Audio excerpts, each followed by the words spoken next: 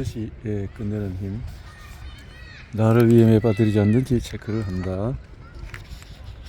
2016년 가을에 연방기대당국은 대규모 불법 행위로 헬스 파하고 기소했다. 2011년에 15년 사이에 은행 직원들의 비밀리에 수백만 개의 허위 계좌와 신용카드를 개설해서 수수료를 부당 취득하는 수법으로 내 매출 목표치를 달성했다. 연방 수수국에 따르면 헬스파고는 그레이트라는 이름의 전략을 따라서 고객 1인당 최소 8개의 금융상품 판매라는 내부 목표를 정했다. 은행에서 지나치게 높은 목표를 정한 탓에 직원들은 어마어마한 압박에 휘둘렸고 결국 비윤리적인 행동을 하고 말았다.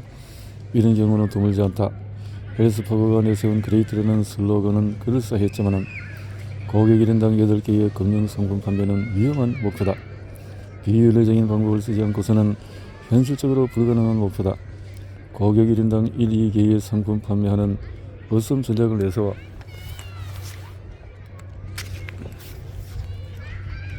그러면 좀 더 적당하고 더 나았을 뻔했다.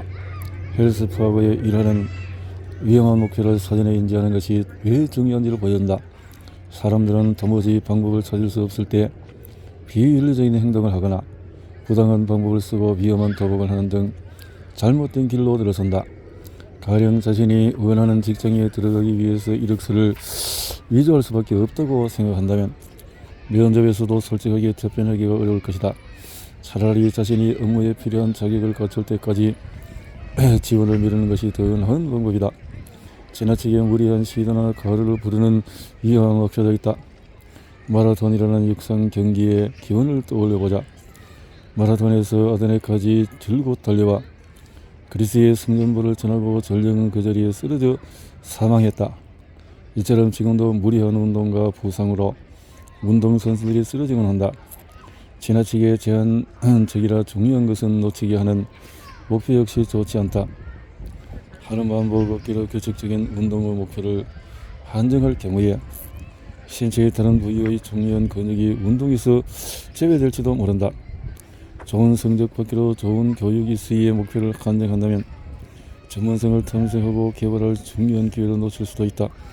각한 곳만 바라보도록 목표를 설정하면 멀리 내다보지 못한다. 너무 빨리 멈추면 멀리 가지 못하는 법이다.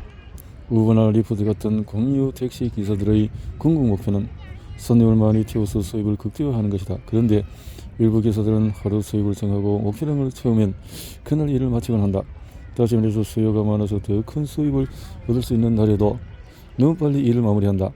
하루 목표량을 달성하고서 일을 마무리하는 기사들은 비가 오는 날처럼 수요가 일시적으로 끝나는 날에는 더 많이 벌 수 있는 기회를 놓친다. 더군다나 수요가 적은 날에는 늦게까지 일해도 하루 목표를 채우지 못할 수도 있다. 만약에 기사가 앞을 내다보지 못하면 결국 자신에게 해가 될 수 있다. 이러한 목표가 지나치게 한정적이어도 원점으로 들어갈 수 있다. 건강한 식습관 도전에 성공하고도 다시 원래대로 돌아갈지 모르는 것이다.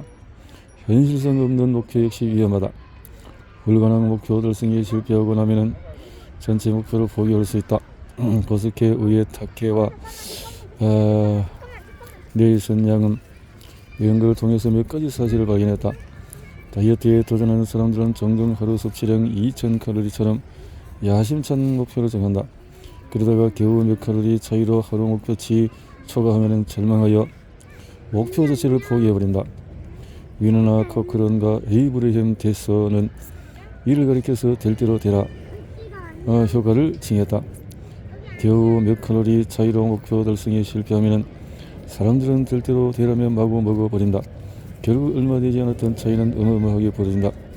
연구 결과 몇 칼로리 차이로 목표치를 달성하지 못한 사람들은 1995칼로리처럼 하루 목표치를 살짝 낮춘 사람들에 비해서 체중 감량을 적게 한 것으로 나타났다. 하루 목표치를 지키지 못해서 냉장고에 있는 음식을 모조리 먹어버리는 게 낫겠다 싶을 때는 아보카도 토스트 반쪽도 다이어트에 방해가 될 수가 있다.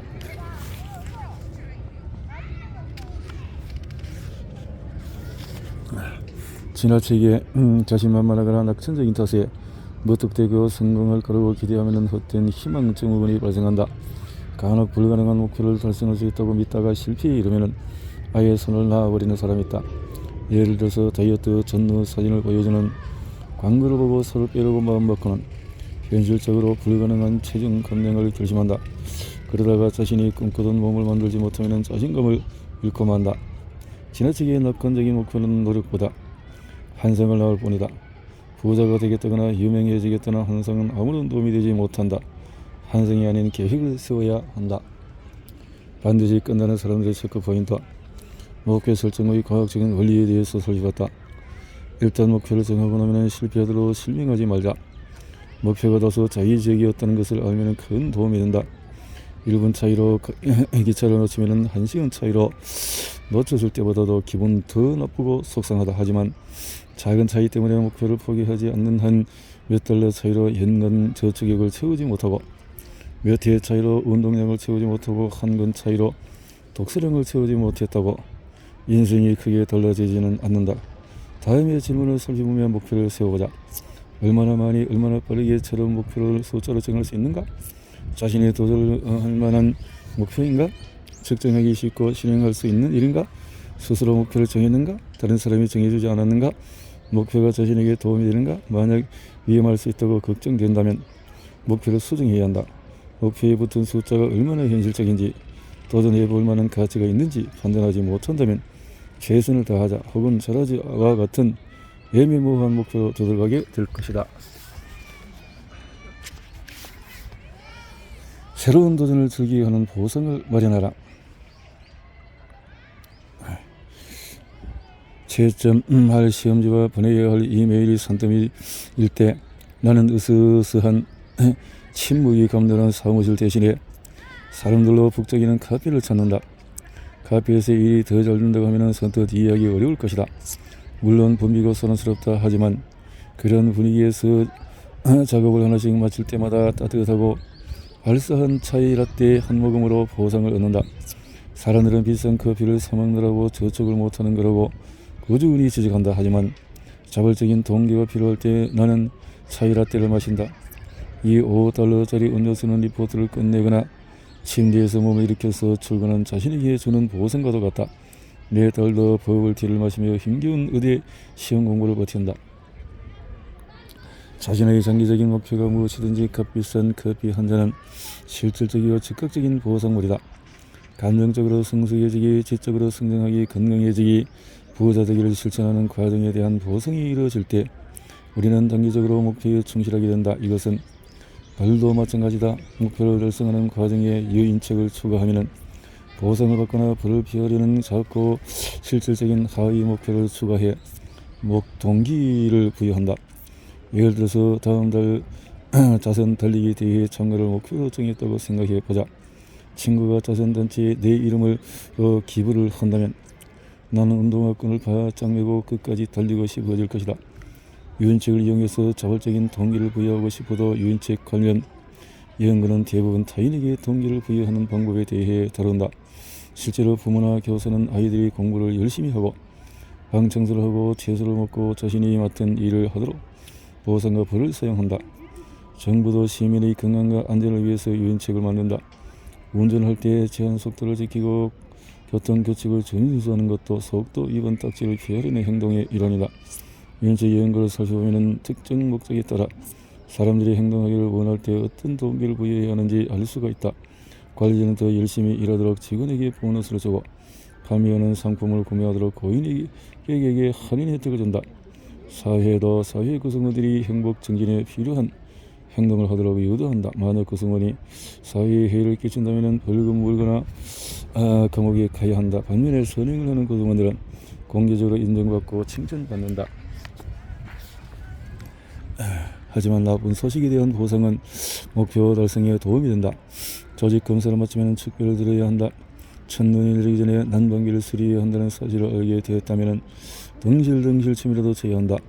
이기적인 이웃과 친해지지 말라고 경고한 친구에게 사례를 해야 한다.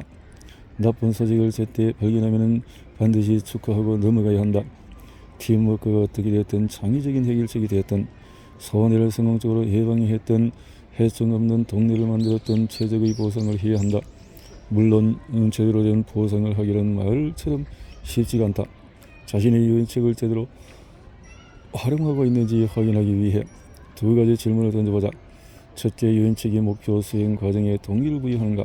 측정하기 쉽고 의미 없는 목표 수행에 대해 보증하고 있지 않은가? 가령 헛된 상상을 하거나 소셜미디어를 확인하려면 컴퓨터 앞에 앉아 보내는 시간이 아니라 자신이 끝마친 일의 양에 따라 보상해야 한다. 더 나아가서 일의 양보다도 질에 대해 보상할 수도 있다. 둘째, 스스로에게 물어보자. 어떻게 하면 가장 쉽게 보상을 받을 수 있을까? 가장 빠른 길은 뭘까? 가장 쉬운 보상이 당신의 잘못된 유인책을 사용하고 있다. 도움이 되지 않는다면 보상을 목표하는 것이 도움이 되지 않는다면 당신은 잘못된 유인책을 사용하고 있다.